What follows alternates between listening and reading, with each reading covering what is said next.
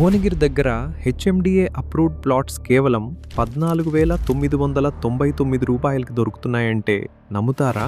అవును, ఇది నిజమే.